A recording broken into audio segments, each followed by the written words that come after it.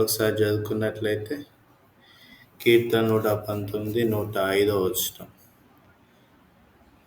కీర్తన 119, 105 వచనం. నీ వాక్యము నా పాదములకు దీపమును, నా త్రోవకు వెలుగునై ఉన్నది. కాబట్టి నా పాదములకు అదేంటిదంటే దీపము, నా త్రోవకు వెలుగు.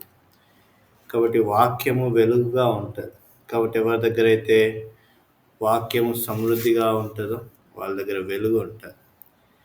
ఎవరైతే వాక్యం బాగా చదివితే వాళ్ళ దగ్గర వెలుగు ఉంటుంది. చీకటి ఏమాత్రం కూడా సమీపించదు. కాబట్టి ఇప్పుడు వాక్యం వెలుగులో ఉన్నవారు వెలుగులో ఉంటారు. కాబట్టి వెలుగు సంబంధులను చూడక మునుపు చీకటి సంబంధులను చూద్దాం. చూడండి, మొదటిది దేవునికి విరుద్ధంగా జీవించే వాళ్ళు చీకటి సంబంధులు. యోహాను సువార్త 3వ అధ్యాయము 19వ వచనం. యోహాను సువార్త 3వ అధ్యాయము 19వ వచనం. తీసిన వాజండి జాన్ గాస్పల్ చాప్టర్ 3 verse 19. 3వ అధ్యాయం 19వ వచనం. ఆ తీర్పు ఇదే, వెలుగు లోకంలోనికి వచ్చెను గాని తమ క్రియలు చెడ్డవైనందున మనుషులు వెలుగును ప్రేమింపక చీకటినే ప్రేమించారు. కాబట్టి చీకటి సంబంధులు ఎవరంటే తమ క్రియలు చెడ్డవి. కాబట్టి ఎవరి క్రియలైతే చెడ్డవిగా ఉంటాయో, అంటే దేవునికి విరోధంగా జీవిస్తారో వాళ్ళు చీకటి సంబంధులు. రెండవ విషయం, ఎఫెసీయులకు రాసిన పత్రిక 5వ అధ్యాయం 11వ వచనం. ఎఫెసీయులకు రాసిన పత్రిక 5వ అధ్యాయము 11వ వచనం.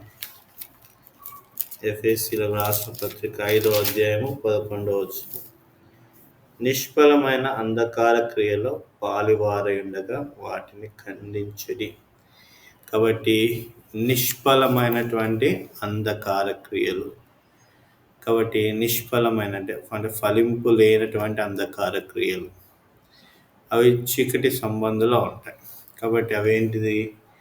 నిష్ఫలమైనటువంటి అంధకార క్రియలు అంటే అవి ఎట్లా ఉంటాయంటే చెడు స్నేహము, చెడు సహవాసము, దుష్ట క్రియలు, చెడుపు చేయటువంటి క్రియలు, ఇవి నిష్ఫలమైనటువంటి అంధకార క్రియలు. కాబట్టి ఇది రెండవది. కాబట్టి చెడు సహవాసం, దుష్ట క్రియలు. మొదటి విషయము దేవునికి విరోధంగా జీవించడం, అది చీకటి సంబంధులు. చీకటి సంబంధులు ఎప్పుడు దైవాన్ని వ్యతిరేకిస్తారు, దైవానికి విరోధంగా జీవిస్తారు. రెండవ విషయము, చీకటి సంబంధులు నిష్ఫలమైనటువంటి అంధకార క్రియల్లో ఉంటారు, అంటే ఫలం లేనటువంటి స్థితి. చెడు సహవాసంలో ఉంటారు, దుష్ట క్రియలు చేస్తూ ఉంటారు. మూడవ విషయం, 2వ తిమోతికి రాసిన పత్రిక 3వ అధ్యాయం 2వ తిమోతి 3వ అధ్యాయము 2వ వచనం. 2వ తిమోతి 3వ అధ్యాయము 2వ వచనం చదవండి.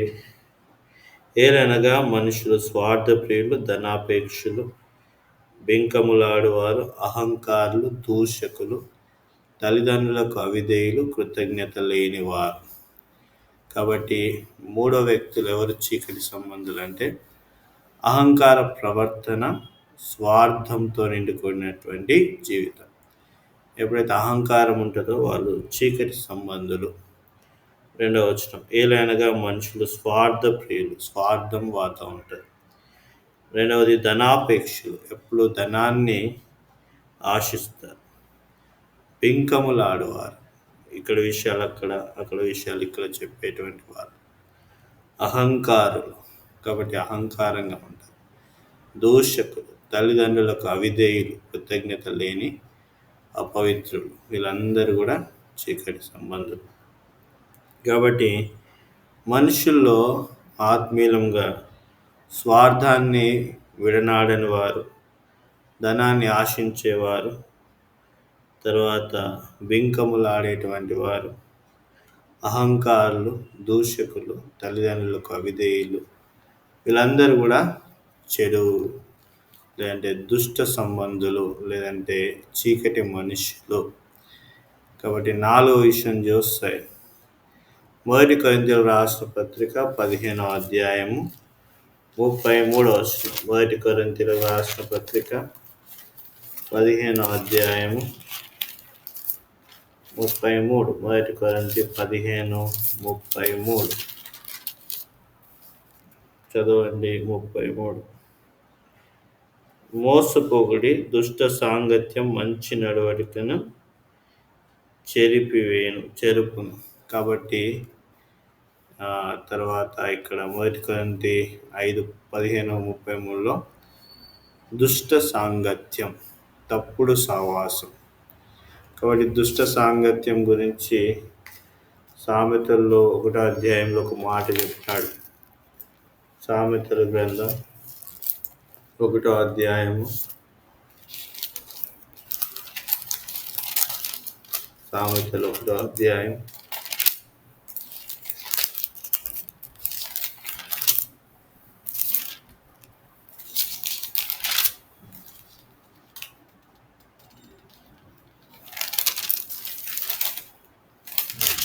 1వ అధ్యాయం 16వ వచనం.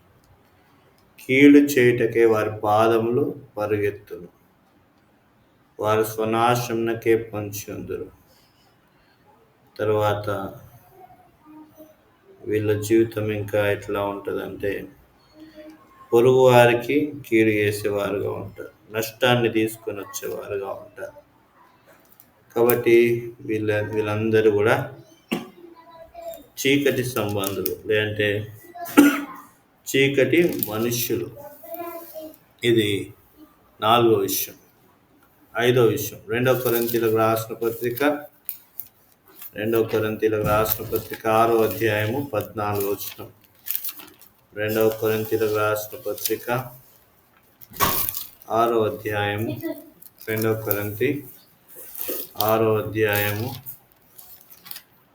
14వ వచనం. మీరు అవిశ్వాసులతో జోడుగా ఉండకుడి, నీతికి దుర్నీతితో ఏమి సాంగత్యము, వెలుగునకు చీకటితో ఏమి పొత్తు. కాబట్టి ఇక్కడ రాయబడి ఉంది, అవిశ్వాసులతో జోడుగా ఉండకుడి. అంటే అవిశ్వాసులతో జోడుగా ఉండడం. అవిశ్వాసులను జోడుగా ఉండడం అంటే అవిశ్వాసులను ప్రోత్సాహపరచడం. అన్యజనులు అనట్లేదు నేను. అంటే అవిశ్వాసులు అంటే చర్చిలో ఉండేవాళ్ళే. చర్చిలో విశ్వాసులు ఉంటారు, అవిశ్వాసులు ఉంటారు. అంటే చర్చ్కి వెళ్తారు, దేవుని యందు విశ్వాసం ఉంచుతారు కొంతమంది. చర్చ్కి వెళ్తారు కానీ దేవుని యందు విశ్వాసం ఉంచరు. వారు చీకటి సంబంధులుగా ఉంటారు. అయితే ఆ చీకటి సంబంధులను ఏం చేస్తారంట? ప్రోత్సాహపరుస్తారు. అవిశ్వాసులతో జోడుగా ఉండేటువంటి వాళ్ళని ఏం చేస్తారు? ప్రోత్సాహపరుస్తారు. అంటే మీరు చేసేది కరెక్టు అని చెప్తారు, అవిశ్వాసులది కరెక్టు అని చెప్తారు. అలాంటి వాళ్ళు కూడా చీకటి సంబంధులు. అంటే అవిశ్వాసులను పురిగొల్పుతారు. నేను చిన్న ఉన్నప్పుడు ఒక అమాయకుడు ఉన్నాడు. అమాయకునికి ఏం తెలియకపోతే ఆ పక్క ఒక అవిశ్వాసి ఏం చేస్తున్నాడంటే, అమాయకుని నువ్వు వెళ్ళి వాళ్ళను కోపం చేయమని చెప్తే ఈ అమాయకుడు పోయి కోపం చేస్తున్నాడు. కోపం చేస్తే ఇంకొక పక్క వ్యక్తి నవ్వినాడు. అంటే ఏం చేస్తున్నాడు? వాళ్ళు ఏం చేస్తున్నారు? ప్రోత్సాహపరుస్తున్నారు అవిశ్వాసులను. అంటే ఒక అమాయకులను బలి చేస్తున్నారు. అలాంటి వాళ్ళు కూడా చీకటి సంబంధులే. చివరిగా చూసినట్లయితే 1 యోహాను రాసిన పత్రిక 2వ అధ్యాయము 9వ వచనం. 1 John chapter 2 verse 9. 1 యోహాను రాసిన పత్రిక 2వ అధ్యాయము 9వ వచనం. 1 యోహాను 2:9. 2వ అధ్యాయము 9వ వచనం. వెలుగులో ఉన్నానని చెప్పుకొనుచు తన సహోదరుని ద్వేషించువాడు ఇప్పటి వరకు చీకట్లోనే ఉన్నాడు. ఏమని చెప్తాడు? నాకు రక్షణ ఉంది అంటాడు. నాకు మారుమనసు ఉంది అంటాడు. తర్వాత నేను చాలా నీతిమంతుని అంటాడు. అన్నీ చెప్తాడు. కానీ ఏం చేస్తాడు? సహోదరుని ప్రేమించాడు. సహోదరుని ఏం చేస్తాడు? ద్వేషిస్తాడు. ఆ, వాడు చీకటి సంబంధి. సొంత సహోదరుని ప్రేమించాడు. అంటే సహోదరుడు అంటే ఎవరు? యేసు రక్తం ద్వారా కడగబడినవాడు, నీతిమంతుడు. అంటే ఇద్దరికి రక్షణ ఉంది. సహోదరులు ఎప్పుడైతారంటే ఇద్దరికి రక్షణ మారుమనసు వచ్చినప్పుడు ఇద్దరు సహోదరులు అవుతారు. ఒక ఉదరం నుంచి ఒక రక్తం ద్వారా పుట్టినవారు. అయితే ప్రేమించాడు, ద్వేషిస్తాడు. కాబట్టి ఈ కాలంలో ఇది సర్వసాధారణం. ఒక మంచిగా వాక్యం చెప్తే పక్కవాడు ద్వేషిస్తాడు. ఎందుకు ద్వేషిస్తాడంటే తెలియదు, అంతే. అది చీకటి. చీకటి ఎట్లా ఉంటుంది? అంధకారం. ఒక ఆయన మంచిగా పాట పాడతాడు అనుకోండి, పక్కోడికి ద్వేషం వస్తుంది. ఎందుకు ద్వేషం వస్తుంది? రక్షణ ఉంటుంది కానీ ద్వేషం. వీడు మంచిగా పాడుతున్నాడు, ఒకడు ఎదుగుతుంటాడు, పేదవాడు ఎదుగుతుంటాడు, లోపల బాధ ఉంటుంది, వాడు ఎందుకు ఎదుగుతున్నాడు అన్నటువంటి విషయంలో ఉంటాడు. అది కూడా చీకటే. అంటే ఓర్వలేనితనం. ఎప్పుడైతే ఓర్వలేనితనం వస్తుందో ద్వేషం వస్తుంది. కాబట్టి మొదటి యోహాను రాసిన పత్రిక 2వ అధ్యాయము 9వ అధ్యాయంలో 9వ వచనంలో, తన సహోదరుని ద్వేషించువాడు ఇప్పటికీ చీకట్లోనే ఉన్నాడు, తన సహోదరుని ప్రేమించువాడు వెలుగులో ఉన్నవాడు. కాబట్టి తన సహోదరుని ద్వేషించువాడు చీకట్లో ఉండి చీకట్లో నడుచున్నాడు. చీకటి అతని కళ్ళకు గుడ్డితనం కలిగేసింది కనుక తాను ఎక్కడికి పోచున్నాడో అతనికి తెలియదు. కాబట్టి గుడ్డోడైపోతాడు, వెలుగులోకి రాడు, చీకట్లో ఉంటాడు, ద్వేషాన్ని పెంచుకుంటాడు, మేలుకు బదులుగా కీడులోకి వెళ్ళిపోతాడు, నీతికి బదులుగా దుర్నీతిలోకి వెళ్తాడు. ఇలాంటి పరిస్థితిలోకి ఈ యొక్క విశ్వాసి వెళ్తాడు. కాబట్టి ఎన్ని విషయాలు చూసినా చెప్పగలుగుతారు ఎవరైనా? నవ్య, స్లోగా మాట్లాడు. నవ్య. మొదటి విషయము, దేవునికి విరోధంగా జీవిస్తారు. John gospel 3:19. రెండవ విషయము, చెడు సహవాసం చేస్తారు, దుష్ట క్రియల్లో ఉంటారు. ఎఫెసీ 5:11. మూడవది, అహంకారంగా ఉంటారు, స్వార్థంతో కూడుకొని ఉంటారు. 2 తిమోతి 3:2-4. నాలుగవది, దుష్ట సాంగత్యంలో ఉంటారు. 1 కొరింథీ 15:33. ఐదవది, అవిశ్వాసులను ప్రోత్సాహపరుస్తారు. 2 కొరింథీ 6:14. తర్వాత సహోదరుణ్ణి అంటే రక్షింపబడిన వారిని ద్వేషిస్తారు. 1 యోహాను రాసిన పత్రిక 2వ అధ్యాయము 9-11 వచనాలు. ఇవన్నీ కూడా చీకటి సంబంధులకు ఉన్నటువంటి లక్షణాలు. చీకటి సంబంధులు. మరెవరు వెలుగు సంబంధులు? చదవండి. 1 యోహాను రాసిన పత్రిక 1వ అధ్యాయము 7వ వచనం. 1 John 1:7. అయితే ఆయన వెలుగులో ఉన్న ప్రకారం మనమును వెలుగులో నడిచిన మనం అన్యోన్య సహవాసం గలవారమై ఉందుము. కాబట్టి ఆయన ఎక్కడ ఉన్నాడంటే వెలుగులో ఉన్నాడు. అంటే మనము వెలుగులో నడవడం అంటే దేవుని ప్రేమలో నడవడం. అంటే దేవుడు ఎట్లయితే ప్రేమించినాడో, దేవుడు ఎట్లయితే పాపిని ప్రేమించినాడో, పాపి కొరకు తన ప్రాణాన్ని పెట్టినాడో, మనకు కూడా అలాంటి క్రయం ఉంటే దేవుని ప్రేమలో నడవడం అని అర్థం. అంటే వెలుగులో నడవడం. మొదటి విషయము, దేవునిలాగా నడుచుకోవడం. వాళ్ళు వెలుగు సంబంధులు. రెండవది, కొలస్సీలకు రాసిన పత్రిక 3వ అధ్యాయము 12వ వచనం. కొలస్సీలకు రాసిన పత్రిక 3వ అధ్యాయము 12వ వచనం. 3:12. కాగా దేవుని చేత ఏర్పరచబడిన వారును పరిశుద్ధులను ప్రియులైన వారికి తగినట్లు మీరు జాలిగల మనస్సును, దయాళుత్వమును, వినయమును, సాత్వికమును, దీర్ఘశాంతమును ధరించుకోండి. ఎవడైనా తనకు హాని చేసినని ఒకడు అనుకున్న ఎడల ఒకరినొకడు సహించుచు ఒకరినొకడు క్షమించుడి. ప్రభువు మిమ్మల్ని క్షమించులాగన మీరును క్షమించుడి. కాబట్టి క్షమ అనేటువంటి ఇది నిజాయితీ ఉండాలి, పరిశుద్ధత ఉండాలి, తర్వాత జాలిగల మనస్సు ఉండాలి, దయాళుత్వం ఉండాలి, వినయం ఉండాలి, సాత్వికం ఉండాలి, దీర్ఘశాంతం ఉండాలి. కాబట్టి కోపపడుడి కానీ ద్వేషించకూడదు అని బైబిల్లో రాయబడి ఉంది. మీరు కోపపడితే సాయంకాలం వరకే మీ కోపాన్ని ఏం చేసుకోవాలా? మానుకోవాలి, వెళ్ళి సమాధాన పడాలి. వాళ్ళు దేవుని మనుష్యులు కాబట్టి త్వరగా సమాధాన పడాలి. కాబట్టి ఇప్పుడు మనం సహోదరులం కాబట్టి త్వరగా సమాధాన పడాలి. ఎవరినైనా బాధపరిచినాం అనుకోండి, ఇమీడియట్గా వెళ్ళి క్షమాపణ చెప్పాలి. కొన్నిసార్లు వాళ్ళు క్షమించవచ్చు, కొన్నిసార్లు క్షమించరు. కాబట్టి క్షమిస్తే వెలుగు సంబంధి, క్షమించకపోతే చీకటి సంబంధి. కాబట్టి నువ్వు మాత్రం వెలుగులో ఉండాలి అంటే నీ సహోదరుని దగ్గరికి వెళ్ళి ఏం చేయాలి? క్షమించమని అడగాలి. నీ సహోదరుని కలవాలి. అంటే కుమారుని లాగా తప్పు తెలుసుకొని కుమారుడు ఏం చేస్తున్నాడు? తండ్రి దగ్గరికి వెళ్ళినాడు. తండ్రి ఏం చేస్తున్నాడు? కుమారుని దగ్గరికి వచ్చి ముద్దు పెట్టుకున్నాడు. అంటే నువ్వు తగ్గించుకొని వెళ్తున్నావు అంటేనే అది జాలి, దీనత్వం అని అర్థం. కాబట్టి రెండో విషయము నిజాయితీ ఉండాలి, పరిశుద్ధత ఉండాలి, జాలి కలిగినటువంటి మనసు ఉండాలి, వినయం ఉండాలి, సాత్వికం ఉండాలి, దీర్ఘశాంతం ఉండాలి, విలువెరుగు సంబంధం.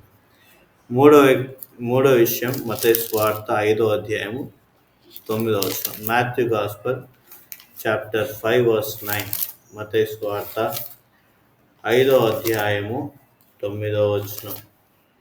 మత్తయి సువార్త 5:9. సమాధానపరచువారు ధన్యులు, వారు దేవుని కుమారులు అనబడతారు. ఇది వెలుగు సంబంధులు. ఏం చేయాలా? సమాధానపరచాలి. ఇద్దరికి అత్తకు కోడలికి నొల్లి వచ్చింది అనుకో, పోయి ఏం చేయాలా? సమాధానపరచాలి. పోయి అగ్గిపుల్లేసి రావద్దు. అగ్గిపుల్లేస్తే చీకటి సంబంధులు. అత్తకు కోడలికి నొల్లి వచ్చింది అనుకో, వెళ్ళి ఇద్దరికి సమాధానపరచాలి. అయ్యో మీ కోడలే కదా, నీ కొడుకు భార్యనే కదా అని చెప్పాలా. కోడల దగ్గరికి వెళ్ళి ఏం చెప్పాలా? మీ అత్తనే కదమ్మా ఈరోజు పెద్ద ఆమె, ఈరోజు అన్నది, రేపు పొద్దుగాల తను నీతో సమాధాన పడుతుంది అని చెప్పాలి. పెద్ద ఆవిడ కదా అని ఇద్దరికి సమాధానం చెప్పాలి. అట్లనే సంఘానికి కూడా సమాధానం ఉండాలి. నవ్య అప్పక్షి నేను మాట్లాడు బయటకు. కాబట్టి సమాధానపరచు వాళ్ళు ఎవరంట? ధన్యులు. కాబట్టి ఎక్కడ కూడా సమాధానపరచాలి. ఎవరికి కూడా ఇది నువ్వెట్లా క్షమిస్తావు,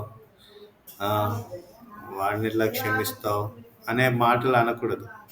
సమాధాన పడాలి. కాబట్టి సమాధానం మంచిది. అసమాధానంతో మనిషి ఎంతో కృంగిపోతాడు.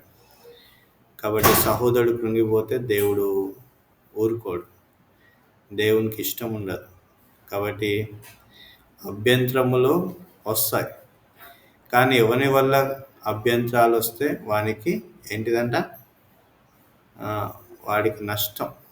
ఈ మాట ఎక్కడ రాయబడి ఉంది అనుకుంటాను, ఎక్కడ అంటే యోహాను సువార్తను ఎక్కడ ఉంది మాట? లూకా గాస్పెల్లో ఉంటుంది అనుకుంటాను. లూకా సువార్త 17:18 ఉంటుంది. సరే తీసిన చదవండి. లూకా సువార్త 17:18 ఉంటుంది. చూడండి. లూకా గాస్పెల్ చాప్టర్ 18. లూకా సువార్త 18:1 చదవండి. లూకా సువార్త 18:17 చదవండి. 17:1. అభ్యంతరములు రాకపోతే అసాధ్యం, కానీ అవి ఎవరి వలన వచ్చినా వానికి శ్రమ. అభ్యంతరం అంటే ఏంటిది? ఎవరైతే ఎవరి ద్వారా అభ్యంతరం వస్తుంది? అభ్యంతరం అంటే ఏంటిది? నవ్య అభ్యంతరాలు ఎట్లా వస్తాయి? ఇద్దరి మధ్యలో అసమాధానము, అభ్యంతరాలు ఎట్లా వస్తాయి? అవి ఎవరు తీసుకొని వస్తారు? వాళ్ళకు శ్రమ. కాబట్టి ఇద్దరు సమాధాన పడదాం అనుకుంటారు, కానీ పడనీయరు, అభ్యంతరం కలిగేస్తారు. ఇద్దరు కలిసి ఉందాం అనుకుంటారు, కలవనీయరు, అభ్యంతరం కలిగేస్తారు. కాబట్టి ఇది అభ్యంతరం. అభ్యంతరము ఎవరైతే తీసుకొస్తారో అసమాధానం వస్తారు. కాబట్టి వెలుగు సంబంధులు ఎవరంట? సమాధానపరిచే వాళ్ళు వెలుగు సంబంధులు. నవ్యవిని తీసుకో.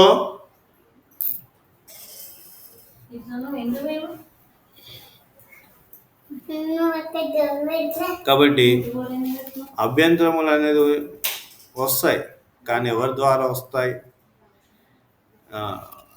అది తీసుకురాకూడదు. కొన్నిసార్లు ముందు ఒక వ్యక్తి ఉంటాడు, వెనకాల ఇంకొక ఆయన ఉంటాడు. అంటే ముందు కనబడేతో అభ్యంతరం రాదు, వెనుక చేస్తారు, ఏదో చేస్తారు, అట్లాంటి వాళ్ళు ఉంటారు. కాబట్టి వాళ్ళు అట్లా మనం ఉండొద్దు అనేటువంటి మాట. మనం ఎట్లా ఉండాలంటే సమాధానపరచాలి. సమాధానపరిస్తే వెలుగు సంబంధి. తర్వాత చూడండి, మాథ్యూ గాస్పెల్ చాప్టర్ 5, ఇక్కడే మత్తయి సువార్త 5వ అధ్యాయం 14 వచనం. మత్తయి సువార్త 5వ అధ్యాయం 14 వచనం. 5:14. మీరు లోకమునకు వెలుగై ఉన్నారు, కొండ మీద ఉండు పట్టణము మరుగై ఉండనేరదు. మనుషులు దీపం వెలిగించి కొంచెం కింద పెట్టరు, కానీ అది ఇంట నుండి వారందరికీ వెలిగించుటకే దీపం స్తంభం మీదనే పెట్టుదురు. కాబట్టి ఎట్లా ఉందంట? కొండ మీద ఉన్నటువంటి పట్టణం. కొండ మీద ఉన్న పట్టణము ఎవరికైనా మరుగై ఉంటుందా? కొండ మీద ఉన్న పట్టణం అందరికి కనబడుతుంది. కాబట్టి వెలుగు కలిగినటువంటి జీవితం కలిగిన వారు అందరికీ కనబడతారు. దాచిపెట్టాడు దేవుడు.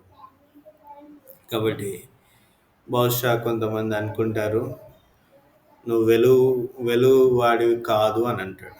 బీజేపాల్ అంటాడు ఒక పాటలో, ఏ పాట? ప్రణుతింతుము మా యెహోవా అనే పాటలో ఆయన ఒక మాట రాస్తాడు, వాడికి రక్షణ లేదని వారు అని ఉన్నారంట. అంటే వాడికి ఏం రక్షణ ఉన్నది అని అనేటోళ్ళు ఉన్నారంట. అయితే బీజేపాల్ గారి సాక్ష్యము ఎట్లా ఉంది? కొండ మీద ఉన్నటువంటి పట్టణం అంటే యెరూషలేము అందరికి ఎట్లయితే రమ్యంగా కనబడుతుందో నీ జీవితం అంత రమ్యంగా చూపెడతాడు.